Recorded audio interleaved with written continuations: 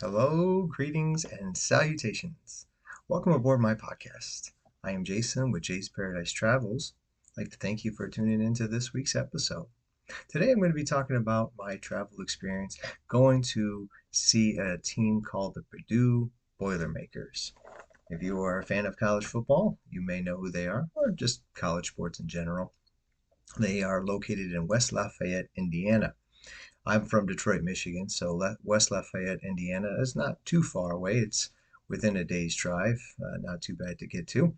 And we were able to drive there within a day. Now, we did stay there. We didn't end up going and uh, coming back in the same day. In fact, it was part of a trip that I got to see a couple games in one trip, which was kind of nice. We got to go see Purdue as well as Indiana in this trip. However, instead of talking about both, I'm going to just focus in on talking about Purdue today and talk about the Indiana game in another podcast. And when I say we, I'm talking about me and my dad. It was just a father-son trip. My wife stayed home, didn't have any friends that came with on this time. It was early on in the season. I believe it was pretty much opening weekend when we went. It was back in 2022. Purdue had started out their season playing Penn State, which was a Big Ten game, which I was excited about. And the game that Indiana played was also a Big Ten game, one that I'll talk about on another podcast. So it wasn't like one of those games where they're playing a smaller school and it's a 70-3 blowout, which I've gone to those games too. Um, but recently, I think in the last few years or so, when I look at games to go to, I mean, I will if need be, if that's just how the circumstances go, that I'll see them play a smaller school, fine. But if I can, I'd rather see them play maybe a conference game. That way, I know the matchup will be a little bit better. Anyways, before I get into a little housekeeping, my name is Jason, and my Instagram and Facebook is Jay's Paradise Travels. If you'd like to reach out to me to go see this particular team or any team or go on a cruise, reach out to me that way. Or you can email me at j.paradise.travels@gmail.com, and I'll be happy to help you out with something. Anyways, so let's get into this one. The Purdue Boilermakers play at a stadium called Ross-Ade Stadium. And years ago, um, before I was even married, when I was a single man, and I had actually was living in Houston, I flew up to Indianapolis in particular, met up with a friend that I had known in New York when I was 19, and we saw a Colts game together. Again, that will be discussed in another podcast. But while I was out there, I think it was the next day after the game. Um, or maybe it was even the day before the game. I can't remember. Anyways, while I was out there, we drove around and he was showing me some things. And I did get to see Ross-Ade Stadium. We drove by it. For some reason, I don't know why, I had this memory of it kind of being on some sort of hill. I don't remember it uh, super great. I just, for some reason, it stuck out of my mind that I was on a hill. However, when we went a couple years ago, I don't remember seeing it. I don't remember what it was. If it was a hill or it was not a hill, not that it matters. Just random memory with it. That was my first time seeing Ross-Ade Stadium. Didn't get to go to a game, but I did get to see the stadium. Now, years later, I get to go back, see the stadium itself, but also get to see the game along with it. Because my hobby is not just visually seeing a stadium, although that's cool too, but my hobby includes actually going to a game and seeing the home team play in that stadium. Me and my dad were the ones that went, but we weren't alone. So even though me and my dad made it a road trip, and I really appreciated him coming because uh, it was a Thursday night game. Indiana, who we saw the next day, was Friday, and then drove back immediately after that game, which was a night game, just in time for me and my wife to go work the Michigan game, and they had a noon game the following day. So I do appreciate my dad coming a lot because he drove home and I got to sleep on the way home. Going there, I was up. We talked, and it's anywhere between a 4 to 5 hour drive. Coming back, he drove, and 4 to 5 hours felt like in 10 minutes. I was sleeping most of it. And again, I really appreciate him doing that because going to work would have been pretty tough. On the way there, we stopped and got Subway. And first time I tried one of their particular sandwiches. It was like a it was like a meatball marinara type of sandwich, but like with tons of cheese. And it was one of their newer sandwiches, and it was absolutely delicious. And um, after eating it on that trip, I'd gotten it multiple times afterwards, even coming home because it was pretty good. I forgot the name of it. They got some interesting names, and it's not necessarily, and they have numbers, but it's not like sequential numbers. It's like the number nine, the boss, and then it jumps to like number 33, the Sicilian, and then number 52, the roller coaster. They've kind of got an odd system of things with that. Anyways, we got that on the way, and then we stopped and got a box of donuts as well for the friends that we were staying with. A friend that I had met in New York, not the other friend from before when I was 19. This was some years later when I went back to New York and met somebody else, a friend of mine. His name is Tawan, and him and his wife have a home there, who I did go see before when I saw an Indiana Pacers game. Again, another podcast, I'll discuss that one. Um, Anyways, but me and my dad went and stayed with them, him and his wife, and I believe her mom too was there. I believe lives there too. So we went there first. Brought a box of donuts. No, I'm sorry, not donuts. It wasn't donuts. It was Cinnabon, and we gave that to them as kind of like a gift. And it was nice to be able to see him again, and it was nice being able to stay with him. We got there a little bit early.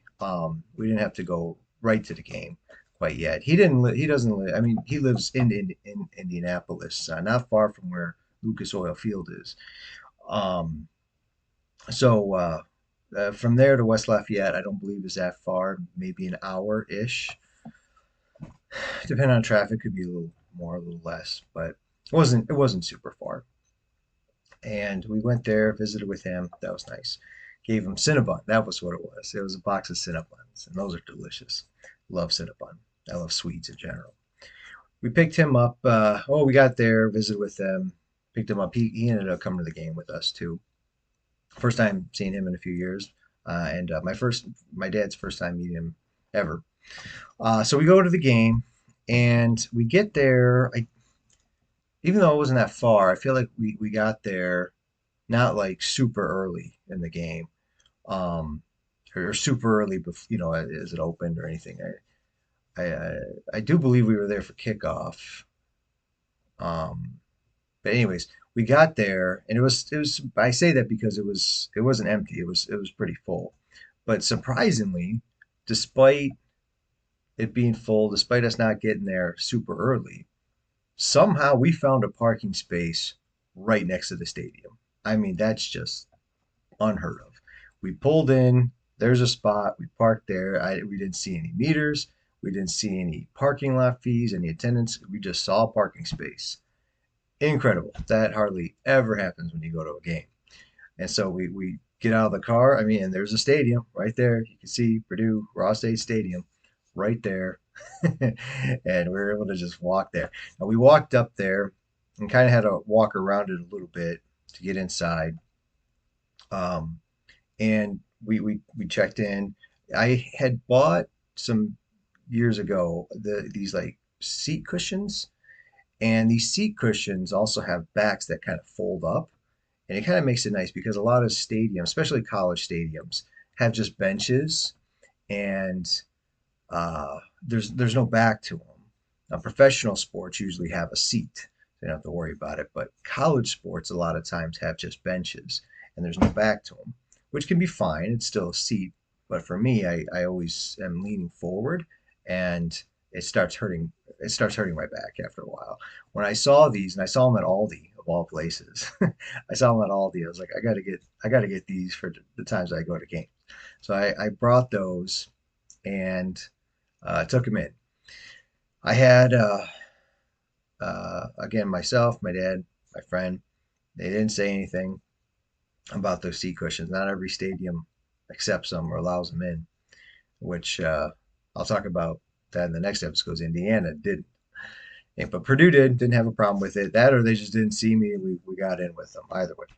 But we came in, and then we had to kind of like go around one of the end zones, and we were kind of like on ground level with it, which was kind of cool. And then had to go all the way around. Of course, we parked. I feel like this is always the case. Wherever I enter into a building, into a stadium, I'm seated on the other end. It seems like that's always the case. So the one end zone that we had parked in and we came in on, our seats were on the other side, the other end zone. So we walked all the way over there. By the time we got there, again, I don't think the game had started. I think we were still early enough in time for it, for kickoff, if I remember correctly. Or if it did, it started, we'd gotten there as it was starting or newly started, whatever. Anyways, but it was full. It was really full. And we're not exactly, our seats aren't exactly on the aisle. And the usher, I remember the usher kind of made a point, like this section that we were sitting in, he had referred to it as kind of like it was almost like being in a student section. I forgot if he said it was like student section 2.0 or it's like a mini student section, but whatever, however he worded it, I can't remember. But the thought of it was it's like being in a student section. And sure enough, we got there. It was full. People were standing up, which a lot of times, if you've gone to a college football game, especially a bigger school, the student section is a lively area. The kids are there. They're standing up. They're not really sitting down. It's a pretty raucous little area.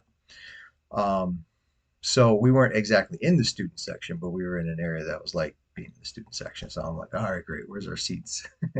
Everyone's standing up. It's crowded, and of course, we're not exactly on the aisle. We're somewhere in the middle. And I feel bad. I'm like, excuse me, pardon me. I'm trying to get through. It's all crowded. I'm holding this big seat cushion type of thing. But we get in there, and people were nice. I got to give them credit. Mostly Purdue fans, but there was even some Penn State fans that were there too. Everyone was pretty nice. Um, we got in, got our seats. Okay, great. And so the game itself was actually a really good game. It kind of did go somewhat back and forth. Well, a little bit.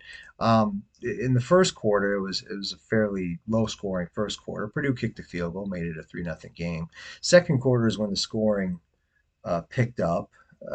Penn State scored 3 out of 4 touchdowns to take a 21-10 lead going into the second half. Usually Penn State, they've always fielded a good team under James Franklin. I noticed, but they don't always. They've won one big championship, as of this recording. By the time goes on, maybe you listen to this, it's somewhere down the road, and maybe they've done something different. But yeah, Penn State, they've won one Big Ten championship under James Franklin, and there were some Penn State fans behind us, and I remember asking like, "How do you feel about James Franklin?" And kind of the similar thoughts, like, he's okay." um, he's a good recruiter, but then some of those big games that he can't win. And I kind of asked this actually though later on in the game when Purdue had actually taken the lead. So first half, Penn State was leading 21-10 going into halftime. In the third quarter, Purdue scored a couple touchdowns, actually took a 24-21 lead. And that's around in the fourth quarter or the third or fourth quarter when I asked them about that. Although this is about Purdue, this is my experience with Purdue. I'm just mentioning what I talked to there about with Penn State fans. Purdue fans, they were pretty nice. One guy I was sitting next to, he was not from this country. He was from a different country. I think it was South America at some point. He came in. Um, I forgot what, doesn't matter, whatever he was majoring in, but he really loved his time at Purdue. Purdue, the football team, has always been a decent team. They've had their ups and downs. I'll put it that way. They haven't quite been the big dog, right? They haven't been Ohio State, Michigan, Penn State, but and they're not exactly the bottom feeder of the Big Ten either. They've had their years though that they haven't done great, but then they've had their years where they've done well. And this particular year, they actually won the Big Ten West and went to the Big Ten championship game, which later on I did get to go see, which was kind of cool. I got to see that with some friends. Um, so Purdue had a lead, and years ago I remember Purdue being really good when they had Drew Brees. Many people might know who Drew Brees is. He played for the Saints for so many years, star quarterback, won a Super Bowl for him. He played at Purdue, and I remember years ago watching as a teenager when I was super obsessed and emotional when it came to Michigan losses. Drew Brees, was playing, and they were hosting Michigan, who had Drew Henson. It was like a battle of Drews, back and forth, back and forth. Purdue won on a last second field goal or something to that effect. I was so mad. um, and then a couple years later, I remember Michigan went to Purdue, had a big game, ended up winning that one. It was a tight one, and I was watching with a friend that I eventually went and saw the Colts game with in New York, and he was rooting for Purdue, and he had some friends that he said were in the stands, season ticket holders, and it was a tight game. So Purdue they've had some good times, but they've also had some not good times too. This year that I got to see them, they had some good times, but in this particular game, they were playing Penn State, who again, it is kind of one of the bigger schools in the Big Ten. They had a lead in the fourth quarter, but couldn't keep it. Penn State took a lead, took a touchdown, or scored a touchdown, took the lead, made it 20-20. But Purdue did score again to take a 31-38 lead, or 31-28 lead. And here's where it got really interesting. Purdue has the ball. It's late in the game, a couple minutes to go, a few minutes to go, whatever it was. And they were driving, and out of nowhere, they passed the ball instead of running the clock down. Just run the ball, and the clock runs, and they could probably go away easily and um, get this victory. But they passed the ball, and it gets incomplete. So when that happens, if you're into football or not, I don't know, but if you pass the ball and it doesn't get caught, it's an incomplete pass. The time stops. And so, but when you're running and you get tackled, the clock continues to go. And if you have the lead and you want to win the game, you want that clock to go down to zero as fast as possible because you want to win the game. They didn't do that. They didn't run the ball. They ended up passing, and Purdue is probably known more so for passing than running, especially years ago when it was Drew Brees.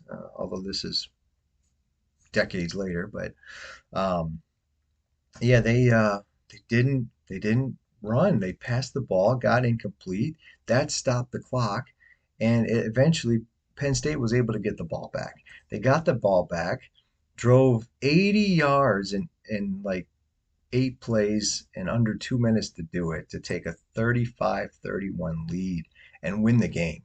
I'm sure whoever those Penn State fans that were sitting behind me were probably pretty happy about it. I'm sure all the Penn State fans were happy to be able to squeeze that out. Purdue fans, no doubt, were a little disappointed about that. Um, and being that I've said this before, uh, when I'm at a game, I'm going to root for the home team. I'll be that fan for a day. So I was a Purdue Boilermakers fan for one day. Uh, I was rooting for them, but they blew it in the end. And afterwards I'm thinking, I can't believe they didn't run the ball. All you had to do was run the ball. You win this game. You pass it incomplete, and next thing you know, Penn State gets the ball back and scores and wins the game. Oh well, you know, it is what it is. The stadium itself, nice little stadium, not humongous. Though you're going to get 100,000 people. Not all those are, but it's not exactly tiny either. It was a decent size, decent crowd. It was a Thursday night game. It was their season opener, it was their home opener, and it was their conference opener, all in one game. To start off the season playing Penn State. Um, it's not exactly an enclosed stadium either. I feel like it's more like a horseshoe, and because one of the ends where there's a big scoreboard on one of the end zones. That's where we parked. But there's no not really a lot of seating over that area, if any at all. But then the rest of it is, kind of like I said, kind of a horseshoe.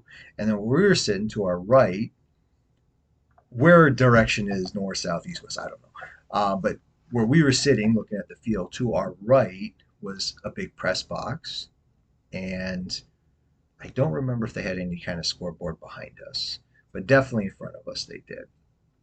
And whether or not it's on a hill or not, I don't know. If you're a Purdue fan, if you're listening to this, if you know the stadium, let me know. Is Ross 8 Stadium on some kind of hill? Because my memories years ago saying that it is, and then my recent memories can't remember. But at the same time, when I came that first time, I believe on that side where there's the press box, I believe that's where we drove by. This time we didn't drive by that. We were on near the end zone. We just pulled up, parked by that end zone. Didn't see. So I don't know. So again, if you're a Purdue fan listening to this, you know the stadium, you know the area, please reach out and let me know because I'm not sure is this thing on a hill or not. Not that it's the biggest deal in the world, but it's just something that I'm kind of curious about. What what what what memory is correct? The hill or not the hill? All right. And now one thing that's also kind of cool with Purdue, little unique, I guess you could say, is one of the I don't know if they're known for it or not. I don't know. Some famous for them, but they have it. They have what's called the world's largest drum. Yeah, it's this humongous big drum. I'm not a I don't know if it's called a snare drum or a bass. I don't know. I know there's different types of drums, but it's this big humongous drum. I think they have it on some kind of it's not a wagon, but something how however they move this thing. They move it somehow. I don't cart, however they move it. Anyways, they have that thing. It says Purdue on it. It's kind of like its colors, brass colors. And they bang on that thing. World's largest drum. They have a mascot. I don't know if he bangs the drum either. Purdue Pete, I think. I think his name's Pete. Anyways, he's a Boilermaker, I guess. Some kind of hard hat, hard working kind of guy. That's what mascot is. I don't think I got a picture of him. Well, maybe I did. I don't know, but he's uh, he's their mascot. Um, yeah. So had a good time, had a fun time, and I did like the atmosphere of it. I think there was a lively enough event. Um, it was pretty pretty packed out. This was a night game, so a day game on a Saturday. I don't know if it would be. It probably is. Again, a lot of teams in the Big Ten. Um, you know, they have good atmospheres. They have good audiences. So it would be fun to go see if that's something you like to do. Um, I know I enjoyed it. I had a fun time with my dad and my friend Tawan. I think they enjoyed it as well. And if it's something that you think that you might want to go do and go see, let me know. Again, you can reach out to me at j.paradise.travels@gmail.com. That's my email address. Or if you want to reach out to me through Instagram or Facebook, you're able to do that as well at Jay's Paradise Travel. There's no apostrophe in that. Jays. Jay's Paradise Travels. You can reach out to me. I'd be happy to help you come see it. Maybe you're looking to go to college there. Maybe you're looking to go catch a game. Maybe you're being recruited by the team. All the people that get recruited, I think about this. I don't know if they have to make their own travel arrangements, um, or if the university does it. I think if it's an official visit, they get taken care of, but then others do like unofficial visits, and it's kind of on their own dime. And if that's the case, need any help, let me know. Or maybe maybe you're thinking of going to school there. Whatever the case is, if you want to go see Purdue, let me know. Or anything else. My specialty is cruises, and as well as games. But be happy to help you with any of those. So reach out to me. And please, if you like this episode, if you like my podcast, please share it with others. Please subscribe. Give it a 5-star rating. Review it. All those good things that podcasters need in order to keep their podcasters going. I ask that you do it, trying to grow the audience, and hopefully you enjoyed it. Hopefully you learned something from it, and I'd like to thank you for listening. I'll talk to you guys later. Take care. Bye bye.